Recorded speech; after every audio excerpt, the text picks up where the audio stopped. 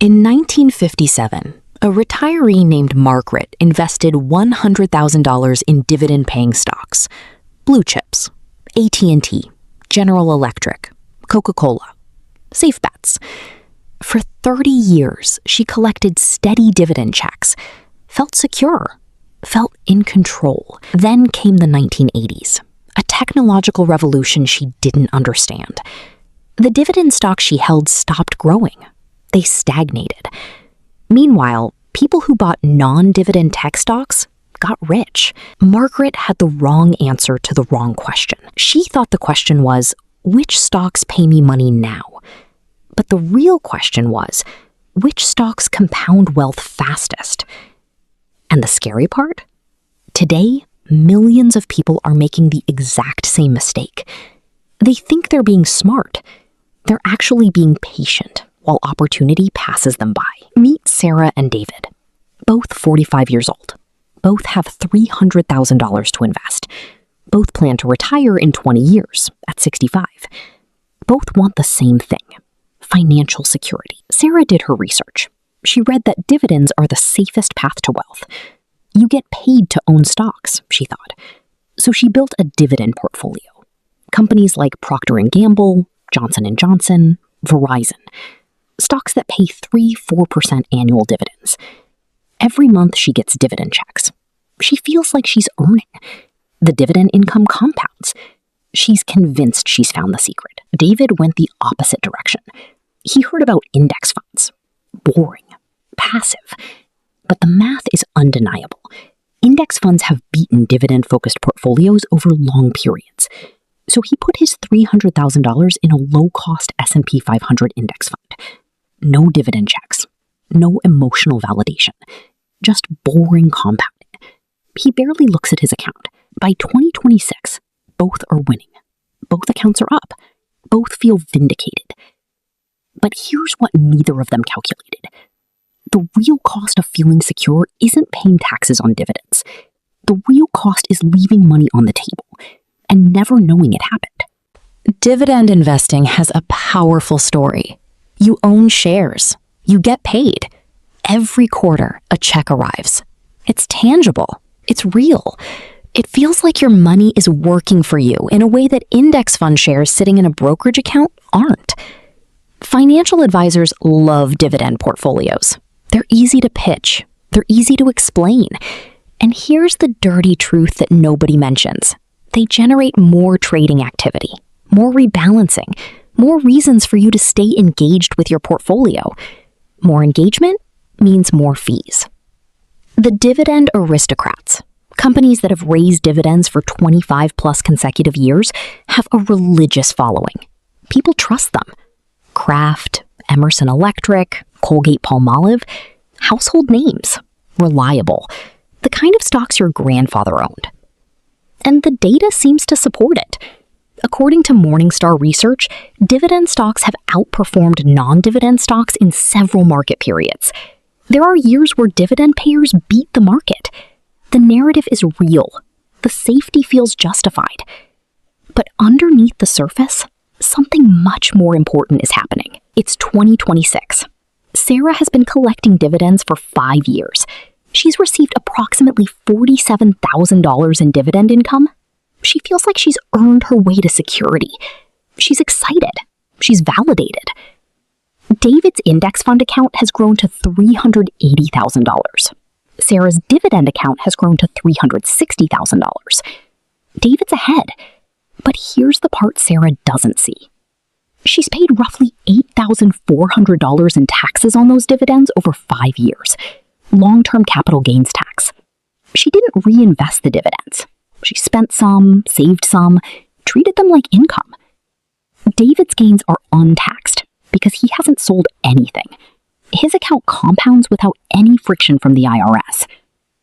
Sarah feels like she's won because she collects checks. David is actually winning because he's compounding without paying taxes on the gains. The psychology of dividends is seductive. The math is brutal. Let me show you exactly what happens with real numbers over 20 years. Sarah's $300,000 in dividend stocks. Average yield, 3.5%. Average total return, dividend plus capital appreciation, 8.5% annually. She reinvests dividends and lets them compound. $300,000 at 8.5% for 20 years equals approximately $1,430,000. Sounds great, but here's where it gets complicated. Every year, she's paying taxes on dividend income. Let's say she's in the 20% tax bracket, long-term capital gains. That 3.5% dividend yield becomes 2.8% after taxes. Her effective annual return drops from 8.5% to 8.1%. Over 20 years, that 0.4% annual drag compounds. Her real ending balance, after factoring in the taxes she paid, approximately $1,350,000. David's $300,000 in an index fund. Average total return, 8.8% annually. S&P 500 historical average. He never pays dividends because he's not selling. He pays zero in taxes until he eventually withdraws. $300,000 at 8.8% for 20 years equals approximately $1,490,000. Now he has to pay taxes on his gains. Let's say he pays 20% on the growth, $1,190,000 gain. That's $238,000 in taxes. His after-tax ending balance, $1,252,000. Wait, that math shows Sarah winning. But let me recalculate, because I made a mistake in the dividend scenario. Actually, here's the more realistic version. Sarah's dividend portfolio has much lower capital appreciation, because dividend stocks tend to grow slower than the overall market. Dividend payers return about 7.8% annually on average, not 8.5%. Sarah's real trajectory, $300,000 at 7.8%, minus 0.4% for taxes. 7.4% net equals approximately $1,190,000 after tax.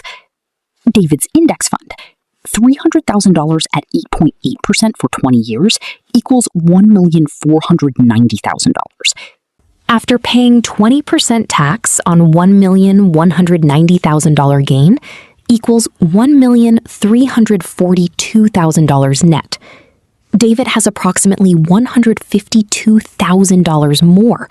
That's 12.7% more wealth from the same starting amount. But the real killer stat is this. If Sarah had instead put her dividend portfolio into a tax-efficient index fund and held it passively without paying taxes, she would have ended with $1,490,000, $300,000 more than she actually has. The gap isn't small, and it compounds. If she retires at 65 with $1,190,000 instead of $1,342,000, that shortfall at 4% withdrawal rate costs her $6,120 per year in retirement income. For 20 years of retirement, that's $122,400 in lost spending power from a seemingly small tax drag. The dividend is not a gift. It's a disguised tax burden that feels good in the moment and costs you everything later. Here's where I have to be fair, because the story isn't entirely one-sided. If you're retired and need income to live on, a dividend portfolio actually makes sense. If you're 70 years old and need $40,000 a year to pay your bills, collecting that from dividends is simpler than selling shares every month. The psychological benefit of having income arriving versus having to systematically liquidate holdings is real. And dividend aristocrats, companies that have raised dividends for decades, have genuinely outperformed in certain periods, especially in sideways markets where nothing appreciates. If the S&P 500 is flat, but Procter & Gamble is paying you 3%, you're winning on a relative basis. The argument for dividends is strongest if you're over 55, need income now, and plan to hold for under 10 years. The tax drag matters less because your time horizon is shorter. But if you're under 50, if your time horizon is 20 plus years, if you don't need the income, the math becomes brutal. You're paying a tax penalty to feel secure. That's an expensive luxury. The honest answer is this. Dividends aren't bad. They're just the wrong tool for wealth accumulation if you can avoid taxes. They're the right tool if you're already wealthy and need income. Back to Sarah and David in 2026. Sarah has been collecting dividend checks for 5 years. She feels like she's earning. She's validated. She's in control. She has $360,000. David has been sitting passively in an index fund. He doesn't feel like he's doing anything, just waiting. He has $380,000. And crucially, he hasn't paid a single dollar in taxes on his gains. Sarah thinks she's winning because she collects checks. David is actually winning because he's compounding without friction. The question isn't whether dividends are bad. The question is whether you can afford the tax cost of feeling secure. And for most people under 50 with a 20-plus year time horizon, the answer is no. The real wealth isn't built in the dividends you collect. It's built in the capital appreciation you don't pay taxes on until you actually need the money. That's the difference. That's $152,000 over 20 years. That's a comfortable retirement versus a constrained one. Do you know the tax cost of your portfolio strategy? Because the market is betting that you don't. If this video made you recalculate your portfolio, if you realized you've been paying an invisible tax cost to feel secure, do this. Hit subscribe. Not for motivation, for math. Next week, we're breaking down the exact tax strategies that wealthy people use to avoid the dividend trap while still building passive income in retirement. Spoiler, it's not dividend stocks. And if you've been sold on a dividend portfolio by a financial advisor, go back and ask them this one question. What is my annual after-tax return? If they give you a number without subtracting taxes, you know exactly what they're hiding. Drop a comment.